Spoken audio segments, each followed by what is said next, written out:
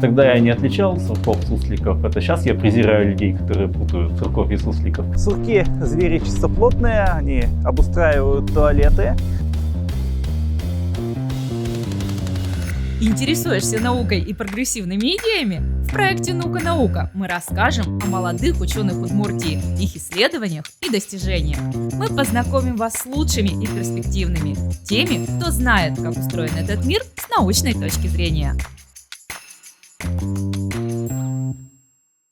Меня зовут Михаил Загуменов, и я ученый.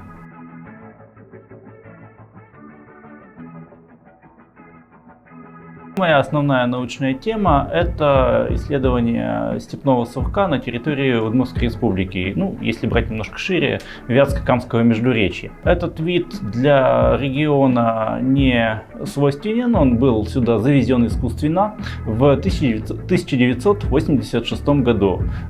Из Ульяновской области сурков привезли и выпустили. Думали, что их быстро станет много, и на них можно будет охотиться, промышлять, так сказать. Но такого не получилось.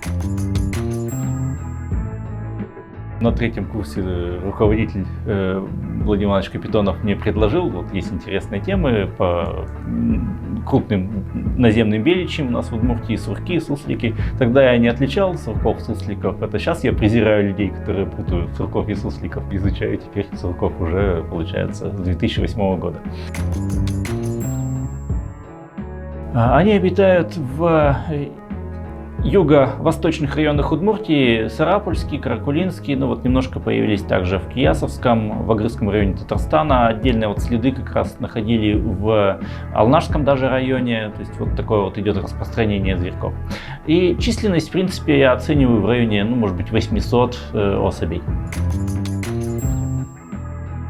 Сейчас мы с вами идем по тропе, которую сделали сами сурки. У них между норами есть тропинки, хорошо довольно заметные. Всего нор у семьи бывает в районе 10, даже 15. Одна главная, 2-3 тоже покрупнее, в которых семья живет летом. Вот сейчас здесь стоят двое сурков, один побольше, другой поменьше. Я не думаю, что это сигалеток, это скорее всего годовичок, то есть прошлогодний детеныш. И взрослый сурок уже видно такой толстый, наевший жира. Сурки большую часть своей жизни проводят в своей норе, наверное, 80%. 6 или 7 даже месяцев в году сурок находится в спячке, то есть все это время он не питается, он живет только за счет запасов своего жира. Сурки – звери чистоплотные, они обустраивают туалеты. Например, вот здесь как раз мы видим такой туалет. Это одновременно и гигиеническую функцию выполняет, то, что весь помет в одном месте. В норе у них тоже есть специальные отнорки, куда они ходят.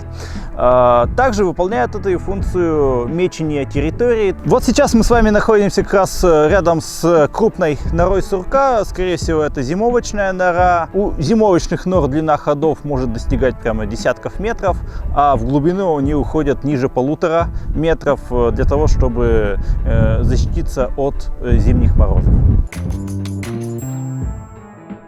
Сейчас хочу глубже заняться вопросом как раз их воздействия на окружающую среду и их взаимодействия с другими видами, обитающими в Удмуртии. Для меня наука – это способ получить новые знания.